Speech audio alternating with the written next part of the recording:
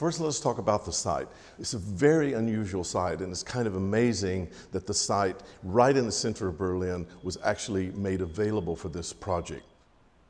And the reason is basically that between 1963 and 1989, the site was occupied by the Berlin Wall, which separated Eastern Berlin from Western Berlin. The site to the north is bounded by the Brandenburg Gate and the Unter den Linden. The Unter den Linden, or under the linden trees, is one of the main boulevards of Berlin, and it leads right to the heart of the cultural area of Berlin.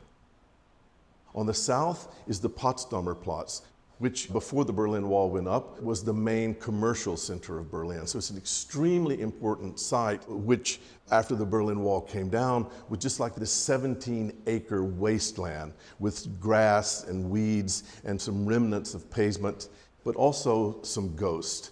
The site during the Nazi occupation of Berlin was the command center of the National Socialist Party, really the command center of the Holocaust itself.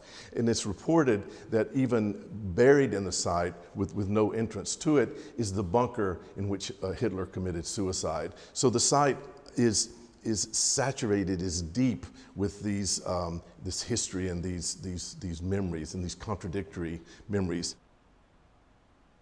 So from this remarkable site for the memorial emerges, as if from the earth itself, these stelae, 2,711 blocks that seem to come somehow out of the earth and create this sober, gray, awesome field.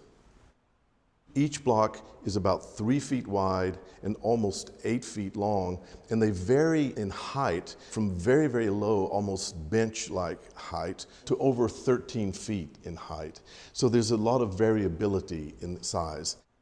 There's also the block's tilt, up to almost a half a degree in some cases much, much less. But this tilting and the number give a kind of randomness to the field.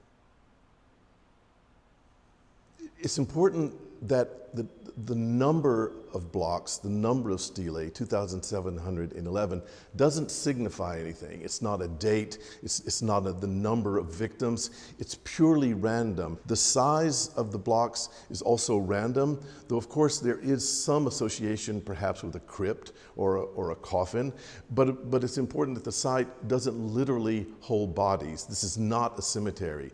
It's not a mausoleum. It's a rather inert field of blocks.